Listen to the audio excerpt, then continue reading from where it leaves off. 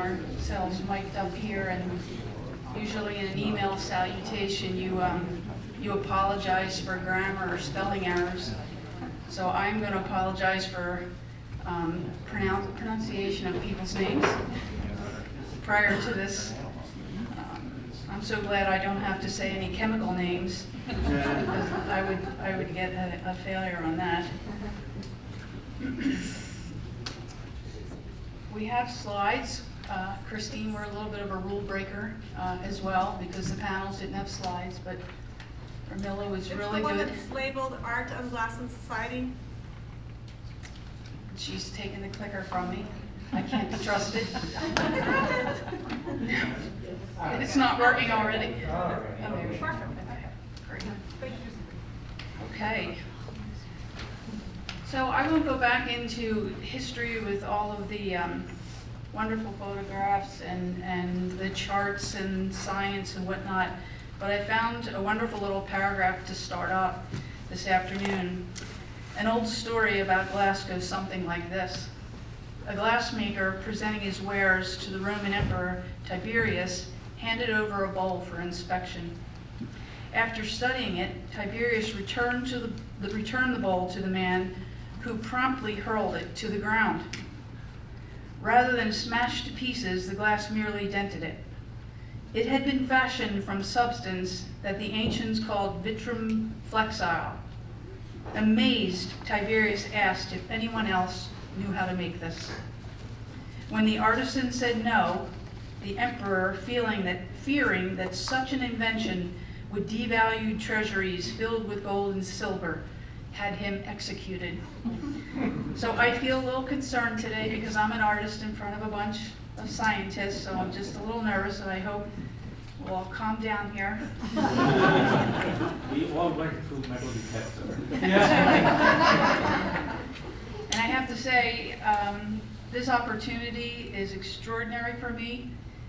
I was once told as a volunteer that I needed to look into a mirror and say the word no, but I couldn't, and I was asked to be on the steering committee for the International Year class, and I have met extraordinary people, and I have been able to experience extraordinary opportunity and collaboration.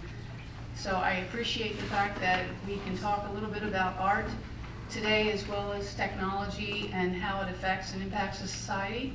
And I'd like to introduce the panel. And the first on the panel is Dr. Robert Shout. He was appointed Scientific Director for Pharmaceutical Packaging in 2019, supporting the Corning Pharmaceutical Technologies business, and is a Principal Scientist in the Science and Technology Division at Corning Incorporated. In this role, he brings material science expertise to understand problems with glass pharmaceutical packaging, identifying new materials to address these problems, and to describe these advances to pharmaceutical manufacturers and regulatory agencies. Shout earned his BS in ceramic engineering and glass science from Alfred University in 2002, with his PhD in material science and engineering from the Pennsylvania State University in 2008. He specializes in study of chemical and physical properties of glass surfaces. Since joining Corning in 2008, Robert has conducted research in glass, ceramics, Gorilla glasses, and borosilicate and aluminum silicate glasses for pharmaceutical packaging. He is a co-inventor of Valar Glass and has co-authored 14 peer-reviewed articles, 2 book chapters, 115 technical reports, and more than 100 patent applications. Robert has been granted 66 patents and is a member of the American Ceramic Society and Parental Drug Association. Dr. Ashutosh Goel received his BH Physics and MS in honors in physics from Guru Nanak University in India. He received his PhD in materials science and engineering from the University of Aveiro in Portugal and in 2009, and he joined the Department of Materials Science and Engineering at Rutgers University as a facility member in 2014. Before joining Rutgers, Dr. Gould has worked as a materials scientist at Pacific Northwest National Laboratory, Richland, Washington, and is a senior research scientist, optical fibers at Sterilite Technologies in India. Dr. Gould's research is focused on understanding composition structure, property, relationships in oxide glasses. He has co-authored 85 research articles, published in international journals, and listed as an inventor on two U.S. patents. He is an associate editor for the Journal of American Ceramic Society, International Journal of Applied Glass Science, and Frontiers in Materials, Nature Publishing Group. He also serves on the editorial board of the journal Ceramic and Materials, both published by MDPI. He is the chairperson of the Technical Committee on Hazardous Waste Vitrification and a member of the Technical Committee on Glasses in Healthcare of the International Commission on Glass. He also serves as the vice chairperson of the Bioceramics Division of the American Ceramic Society. Owing to his outstanding accomplishments in the field of glass science, Dr. Gould has awarded the 2017 Diderot Guattari Prize by the International Commission on Glass, and in 2021, the Zachariasen Award by the Journal of Non-Crystalline Solids. Sorry about that. I knew it was coming. I feel like I got marbles in my mouth, glass marbles. Megan? Thank God, Megan. Megan Meckelfresh is a third-generation stained glass artisan who has accepted the role as Executive Director of the Stained Glass Association of America in the fall of 2017. Her background in operations management and art history made her a unique candidate to take on the leadership role of the National Trade Association as it approaches its 125th year anniversary of service to the industry. In her role with the SGAA, Megan is focused on sowing the seeds of long-term change and rebuilding the SGAA's core programs. Her focus is on rebuilding the association as a hub for the industry through strong partnerships with manufacturers, preservation and stewardship groups, and education centers. By bringing together the nation's foremost architectural art glass studios in technical skill and integrity, our cumulative knowledge can be combined for the benefit of all who are tasked with the care and investment of our nation's living stained glass museums. Natalie Tyler is an artist whose sculpture has shown in galleries and museums across the United States and Europe. She received her Master's in Fine Arts from the California College of Art in San Francisco and studied in Bologna, Italy. She has been a U.S. Embassy-sponsored artist, once in Dublin, Ireland, and again in Tallinn, Estonia, exhibiting at Estonia Museum of Applied Art and Design. She has received grants and awards from Mass MoCA, Art Students League in New York, Vermont Studio Center, and Cornell University. Natalie lives and works in the Berkshire Mountains of Massachusetts, inspired by nature, beauty, arts, and culture, and friendly people. Urmila Sowell has 20 years experience in the glass and glazing and fenestration industry. Her current position includes overseeing all technical and advocacy activities for the NGA.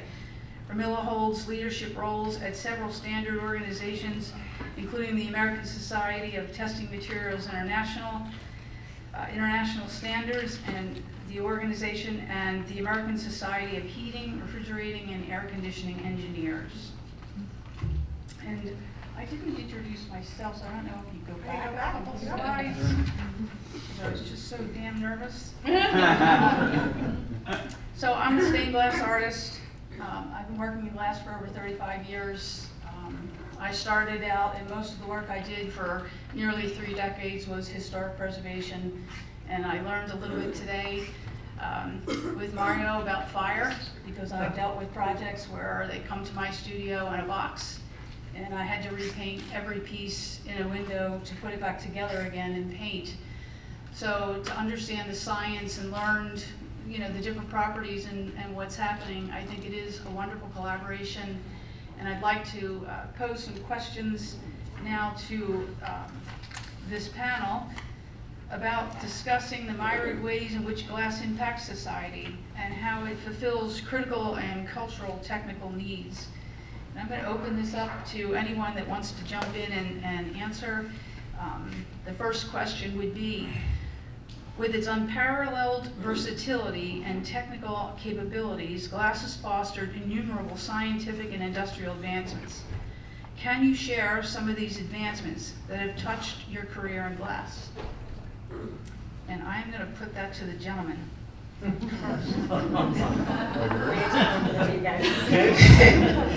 Alright, so, I have worked in a variety of fields in the field of glass, and still I feel I'm just beginning. So my career spans back to, I got introduced to the field of glass science way back in the master's degree, where I started making glasses out of fly ash, starting with borate glasses, and that's what actually made me fall in love with this material. And since then, I worked into solid oxide fuel cells, sealing materials, bioactive glasses, like glasses that go into human body and act as a medicine kind of thing, bone regeneration, and all that tissue engineering. Then moved into optical fibers, internet, telecom optical fibers, 3G, 4G, 5G, all that kind of stuff. And nuclear waste immobilization, that's still I'm working upon. So, and glass corrosion, and then I'm pretty involved with collaboration with Corning, so and other industries. So yeah, it has been a fantastic journey, and I look forward to being moving towards it. Hello? Well, I'm honored to be up here with some glass artists, and maybe I'll start from, I got into glass because of the art side. Actually, in high school, I was really interested in stained glass and had my hands in it for a number of years, and I kept asking my teacher at the time, how do they get the different colors? And if I want a slightly different shade of red, how do I do it? And he was very insightful. He said, I can't tell you the answer to that question, but there's a school just up in New York where you can probably learn that. And so to come into the science from the art side really then gave me access to the reasons why the material behaves the way that it did. So that really has driven me from a personal level. And now, since joining Corning, I get to apply all the experiences that I've had over 20 years, from working with Arun at Alfred on EpiPens, to studying borate glass surfaces at Penn State, and now understanding the role of boron at pharmaceutical packaging surfaces and coming up with a new material in the last 10 years. So to see from concept into real world product and something that's been impactful during a pandemic has just been incredibly rewarding. Thank you. I was just going to say really quickly that, as Judith was mentioning earlier, when she said that maybe we're not physically saving a life, but we do impact the quality of life. A quick example that comes to mind is we were seeing the James Webb telescope being prepared, and that technology, and NASA, in collaboration with many different groups, developed dichroic glass, which artists adore. And I've seen quite a lot of dichroic glass actually adorning necks and ears today. So I think that there's just a myriad of examples of how the two interact, in great ways. Urmila? Yeah, so I graduated with a master's in civil engineering, and knowing how to design a building from foundation all the way up. But when we come to the windows, you just kind of design around the windows. And so it was not part of the college curriculum at all.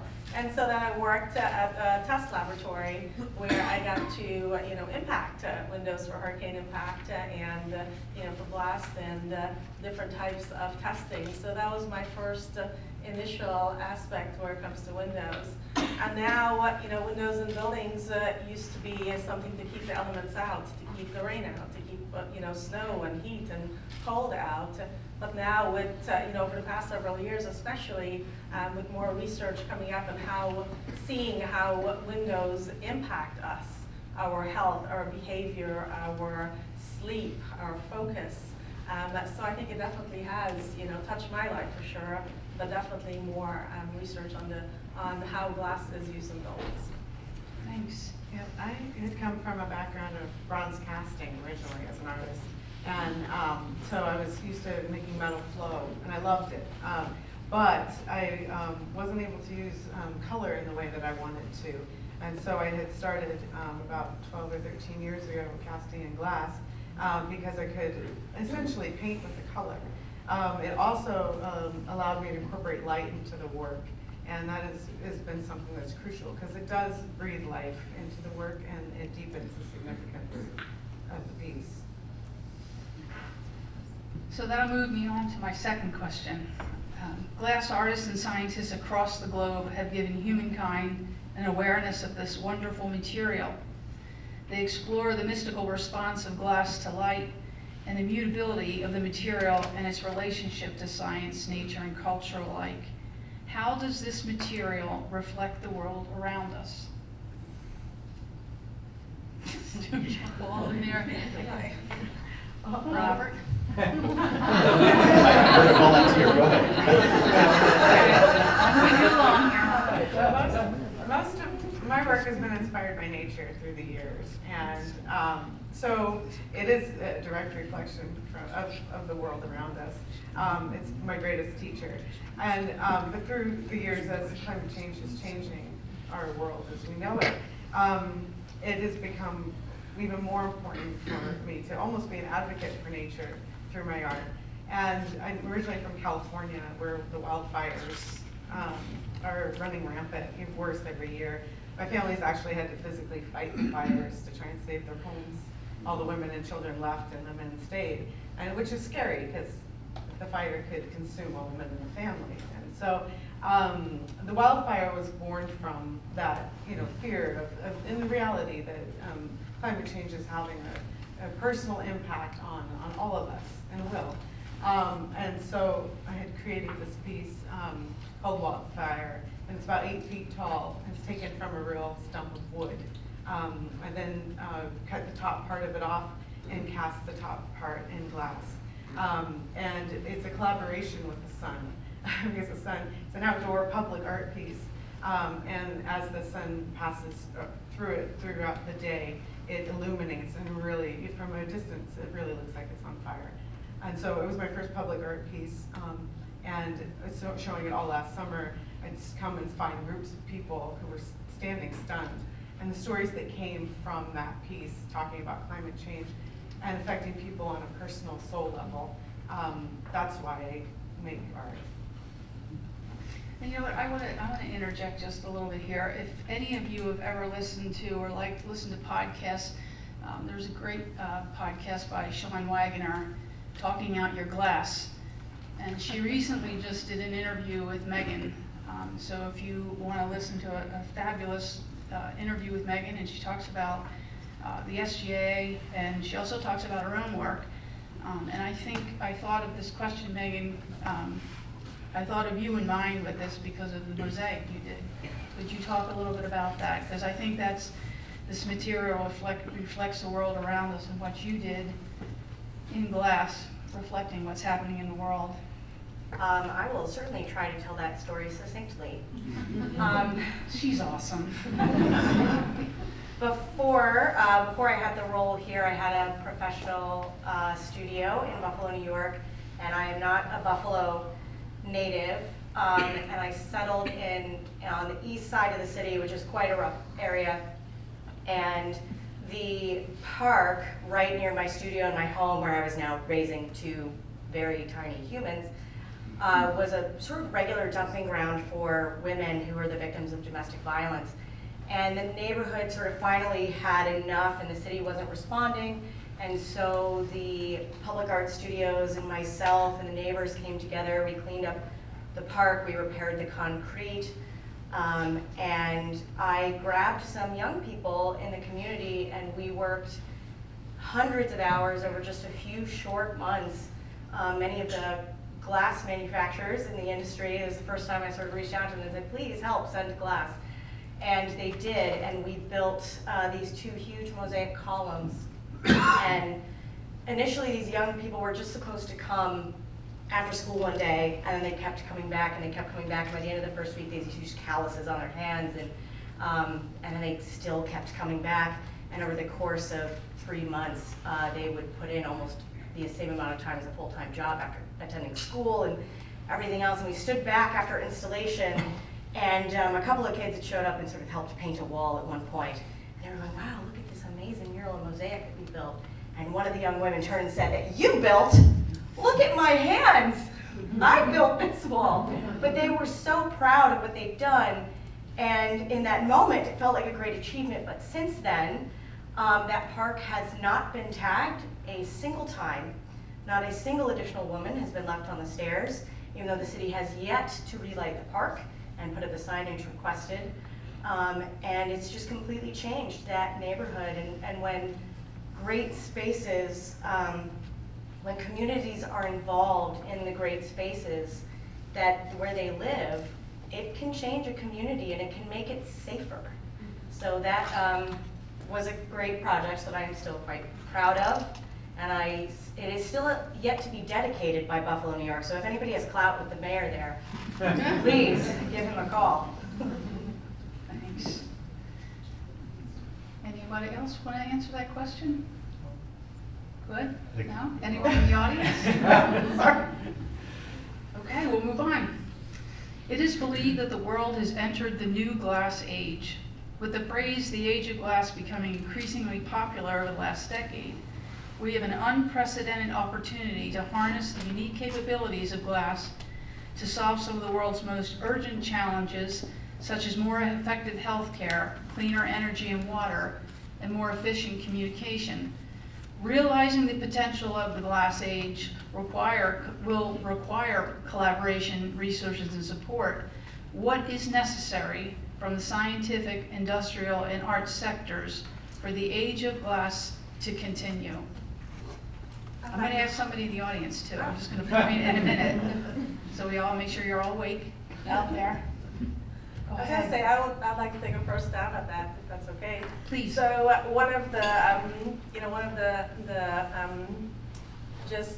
it says that Americans on average spend about 90% of their lives indoors, whether in a building or in a vehicle, enclosed vehicle. And so knowing that, we have this constant need to be outdoors. We're built to be outdoors. We're built to have a connection with the environment. And so to me, having that collaboration with an understanding education-wise, going back to colleges, going back to letting people know that their windows are not just there to keep the elements outside, but then there's so many different statistics.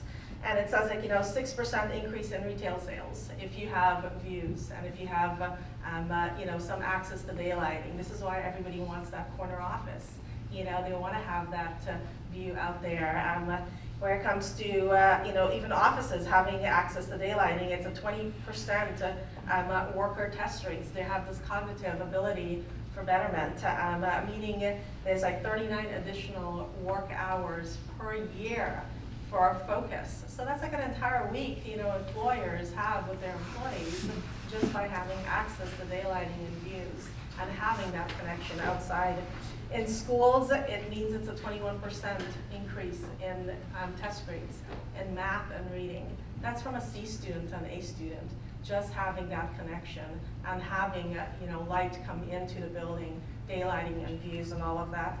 I mean, in medical facilities, they talk about 2.6 days less where it comes to your recovery in surgeries, after certain types of surgeries, and 20-something% less pain medication, but by just having that access out there as well. So I think a lot more education, collaboration, making sure that we engage with different aspects of different industries.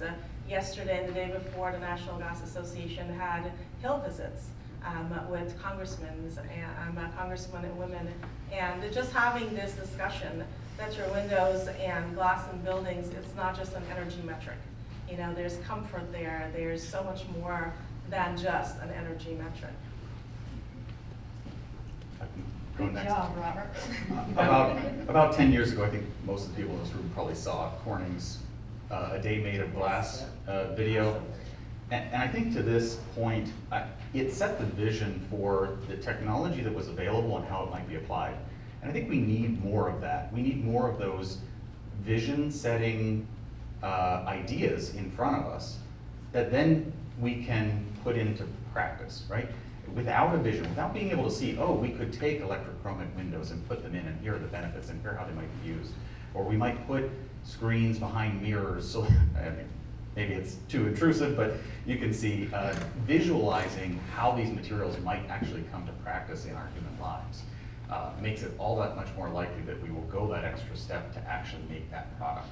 So, yeah, how do we get those ideas out of the lab and in front of consumers who would say, yeah, actually, that's a really nice idea. I'd like to have that in my daily life. So I'm looking forward to like a day made of glass for the next decade.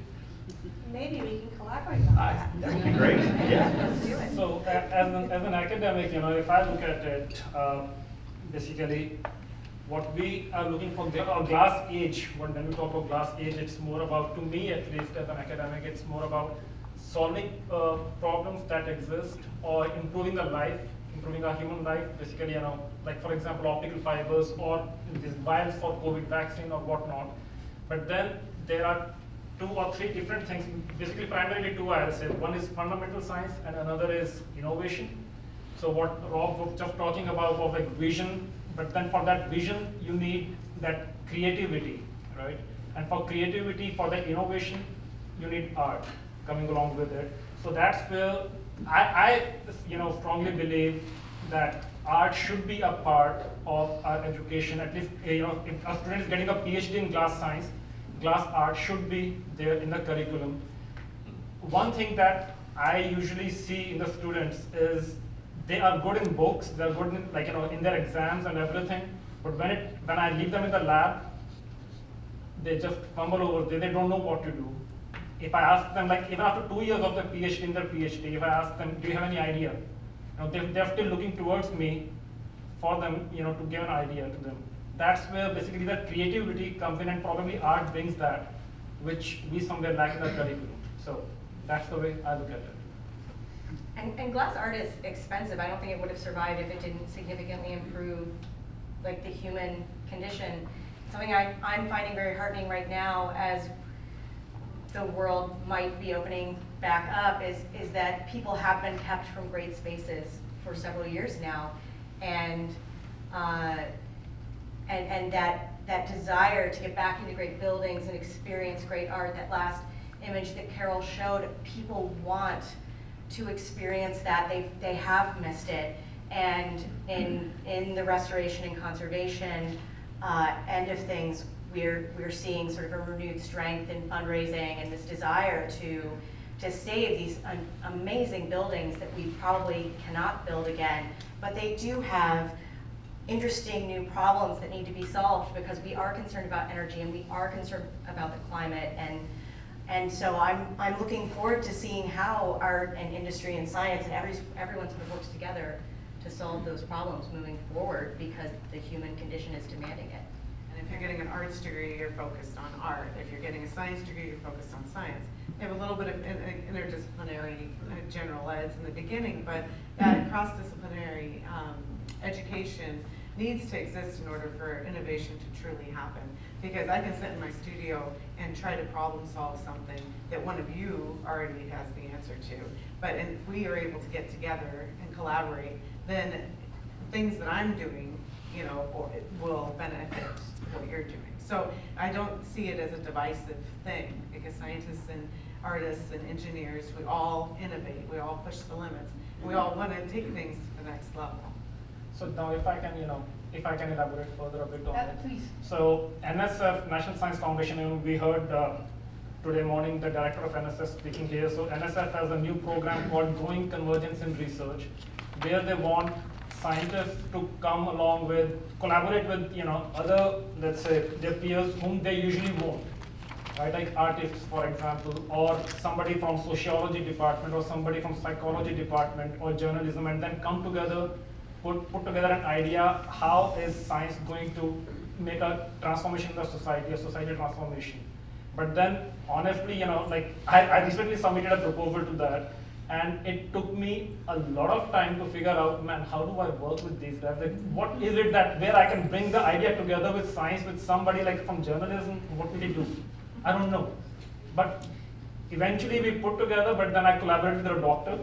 It was easy for me to bring convergence to that. But now sitting here today, I could see that, yes, we could have probably worked with artists somewhere at that point, which didn't even cross my mind at that point of time. But for future, maybe, yes, why not? I actually feel like this is the beginning. This is actually the beginning. We should do this every year. From this point forward, and So you hear that, Mark? yeah. And I wrote down the hyper partnership collaboration and hyperbolic collaboration. If we could do that, and being asked to speak at the Glass and Optics Material Division to talk about art in front of young students.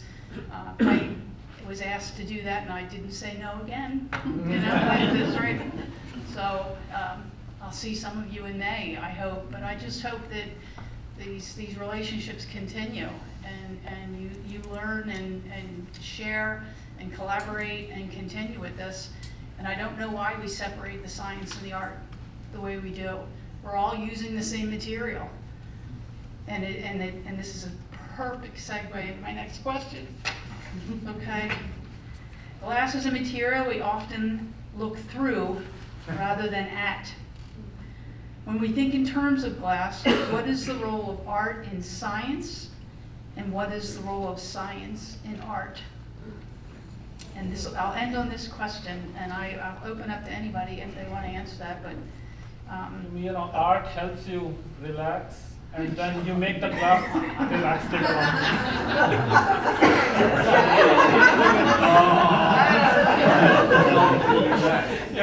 We study structural relaxation in glasses, right? So we make the glass relax, but before that, we relax with the art. right here. Well, I'm a technical guy, but when I retired, my students, my PhD students, they looked at art class and they prepared for me as a farewell a board with colored little figures on it, and I realized the artists, they know how to do it, even sometimes they don't know why to do it, and this attracted my PhD people. And I taught them a lot on redox and color generation, but when they prepared this, I bet they learned a lot more by doing these things that in all my lectures. I think this goes together well, because the artists, they know how to do that. Even if they don't have the understanding, you can learn a lot from them. Amen. Yeah, actually, I have a question. Since I know Ashu and Rob, and I can probably they're not really important. So, Thank you, Mario. Let me ask the other people. So, if you could then, since you have a room full of people who are studying glass and literally inventing new glasses, if you could ask for something, either for your industry, say for example for windows, or for your art, a new glass, what would you like? What would you want? New colors? What would you want for the windows? I mean, already Rob mentioned sort of electrochromic glass and things like that, but what would be a dream of something that the glass industry would provide for you guys? I would say for the technology not to be value engineered out of the buildings, because the technology actually exists. And we talk about climate change. We talk about just that there's a need for us to just make sure that we're taking care of the world, and that there's a glass for that. It's just there's electrochromics, there's thermochromic, there's a double skin, there's coatings on the glass to where your vision areas is actually helping to put electricity in the building. And so I think if like your question asked, if the wish list for it not to be value engineered out, to realize that there's so much more to it, and it's just give it a chance. That there's just so much. I mean, of course, I'm passionate about it. I can talk forever about it, but to me, that would be the main thing, not the value engineering out.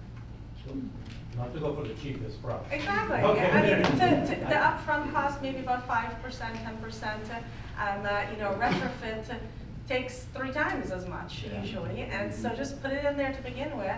you're able to save that energy. You're able to have the human aspects and the physiological aspects of it, and it can bring in the color. One of the things that I'm hopeful right now, my daughters are attending a STEAM school. It's not a STEM school anymore.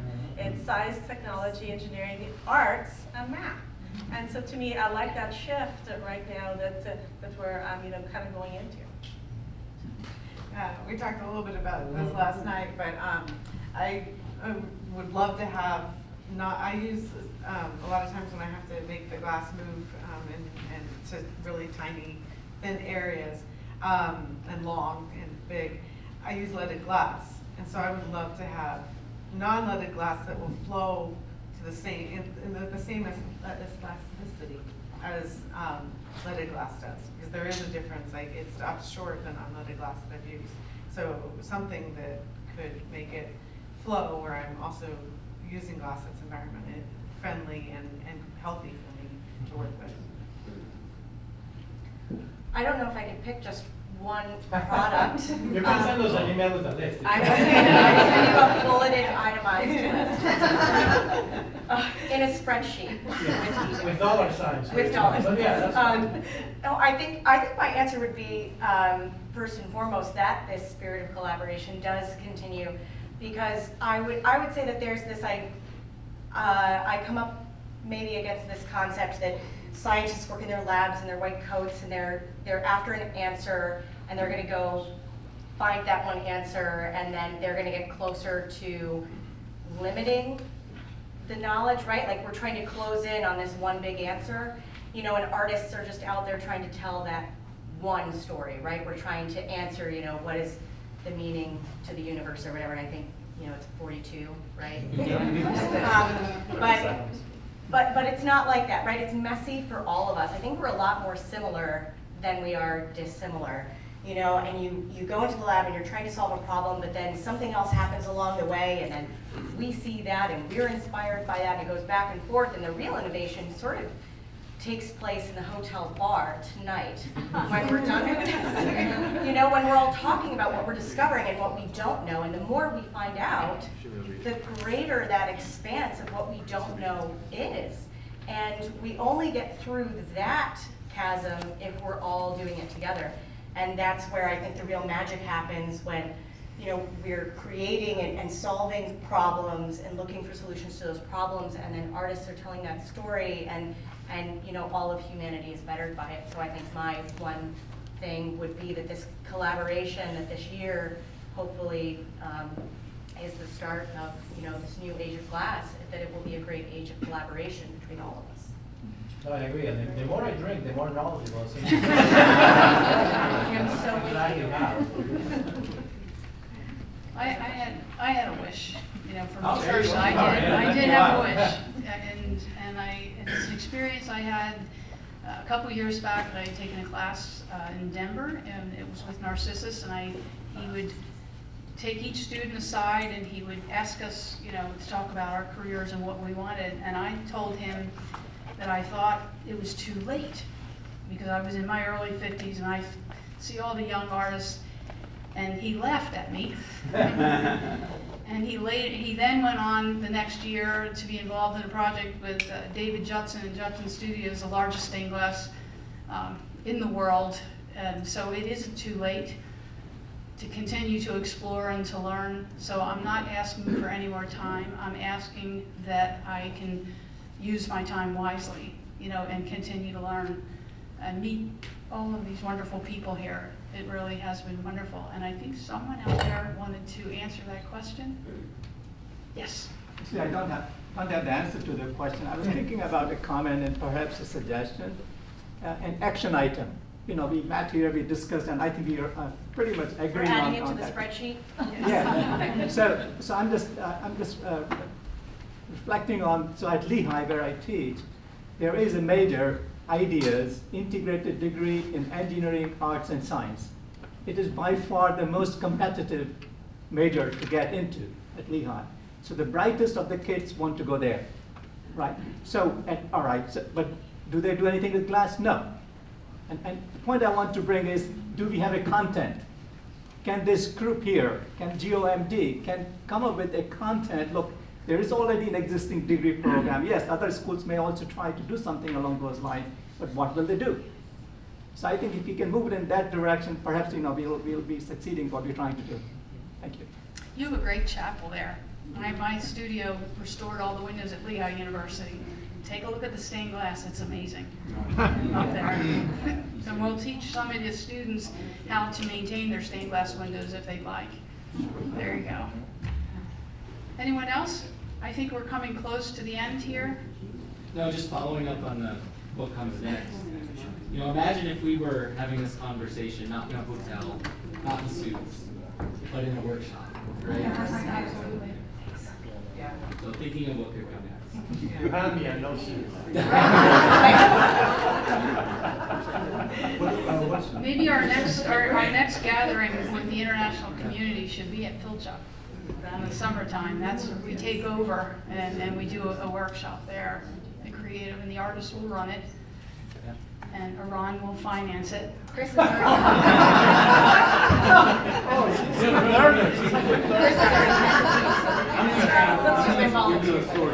okay. Can I? Absolutely. Maybe we can end with you. That's Yeah. good. So years ago, I was bringing my beautiful bride from Cleveland Hopkins Airport to my home on the east side. And this bride, of course, came from Chandigarh in India, which was a very clean city, etc., etc. Now, you should know that when we rode this rapid transit, she looks out through the window. There is trash, both sides of the tracks. And she says, where the heck have you brought me? You know? Start of a great man. That kind of stuck in my head. Clock moves forward. Right around 1990, I get this call from this glass artist, Howard Bentray. And he says, hey Arun, I got this project. There's this post office square in Boston. It used to be a totally dilapidated parking lot. You remember. What the city did was to raise it to the ground, put the parking lot underneath, and they have got this park. And the city wants, or this foundation wants me to commission glass art, cast glass art, which would stand the diurnal changes causing thermal shock, cracks, etc., etc., etc. But I am actually a bronze artist, cast art glass. I need to have the thickest glass you can put. I said, you don't want sort of unscripted glass. He says, will you collaborate with me? I thought about my wife, Darshana. By the way, you will see her soon. I said, I'm all for it. I'll collaborate with you. So I worked out all the glass which needed to be, the thermal expansion coefficient, et cetera, where could we get it cast? And then he actually did, and I did all the quality control and what have you. So this is a scientist and a glass engineer and an artist working together, and you see the result now. It's called, I think, Norman Lowenthal Plaza now. It has been there 30 years. Those beautiful fountains are still intact, not a problem. The sun has not given colors, etc., etc. I think you know that too. No cracks, nothing.